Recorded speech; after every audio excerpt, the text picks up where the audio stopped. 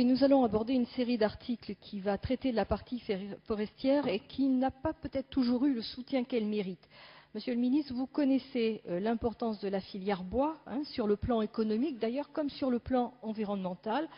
Vous en connaissez ses forces, mais vous en connaissez aussi ses faiblesses. On était, je pense, peut-être en droit d'attendre que ce projet de loi non seulement confirme l'affirmation d'une véritable politique et volonté politique pour développer cette filière, mais aussi les moyens pour y parvenir. Et le texte que vous nous présentez n'est certainement pas à la hauteur de ces enjeux et les sylviculteurs n'y souscrivent pas d'ailleurs. Les articles que nous allons examiner n'abordent qu'à la marge l'avenir de la forêt française, faute notamment d'engagements financiers et d'un système assurantiel pas assez poussé de leur avis.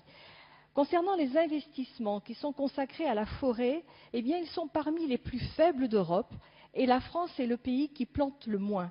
Son déficit commercial est de plus de 5 milliards d'euros, alors que sa forêt reste une des plus vastes d'Europe. À l'évidence, la dépendance de la France à l'égard d'autres pays européens qui investissent et plantent davantage, comme l'Allemagne, la Pologne et la Turquie, ne fera que s'accroître. À l'évidence aussi, les objectifs du Grenelle de l'environnement, qui ambitionne d'augmenter de 30% la récolte de bois en 2012, sont plutôt illusoires. Sans politique de soutien efficace, les propriétaires abandonnent progressivement les plantations et l'investissement forestier. Et les tempêtes de 1999 et de 2009 n'ont fait que les décourager un peu plus, faute d'accompagnement suffisant de l'État, et nous avons dû énormément nous battre pour obtenir des subventions et des aides. Alors que la demande en bois est appelée à croître également, la manière dont est gérée la forêt ne permet pas d'y faire face.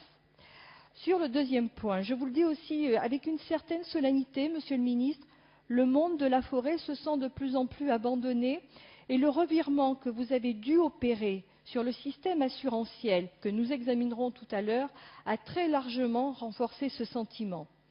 Monsieur le Ministre, vous savez que la mise en place d'une assurance efficace est essentielle pour ce secteur d'activité. Vous savez aussi que les forestiers attendaient beaucoup de l'engagement de l'État sur ce dossier. Le résultat, pour eux, est décevant. Il montre une réelle incompréhension des exigences économiques de cette filière d'activité. Le texte accouche d'un dispositif étriqué qui exclut un compte pour aléas et investissement surtout.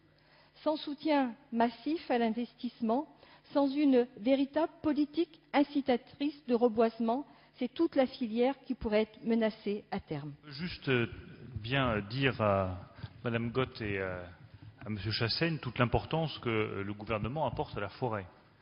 Et c'est vrai que la forêt a souvent le sentiment d'être la partie délaissée du ministère de l'Agriculture. Ne serait-ce que parce que le ministre de l'Agriculture est pris par les crises agricoles et que la forêt est, elle, laissée parfois un peu pour compte, alors même qu'elle représente un atout majeur pour le pays. Et je veux le redire ici avec beaucoup de force, c'est un atout majeur d'un point de vue économique, c'est un atout majeur à partir du moment où on cherche à développer une économie durable, une économie verte, dans la construction, dans les produits de remplacement. Le bois a vraiment un rôle majeur à jouer. Il faut qu'on améliore la gestion de notre forêt, il faut qu'on en tire un meilleur parti, il faut qu'on la dote d'une assurance forêt, et je vais vous dire qu'il n'y a pas de revirement du gouvernement là-dessus. Moi, je me bats depuis des mois et des mois en interministériel pour qu'il y ait une assurance forêt dans ce pays. Quand nous aurons voté ce texte, il y aura une assurance forêt.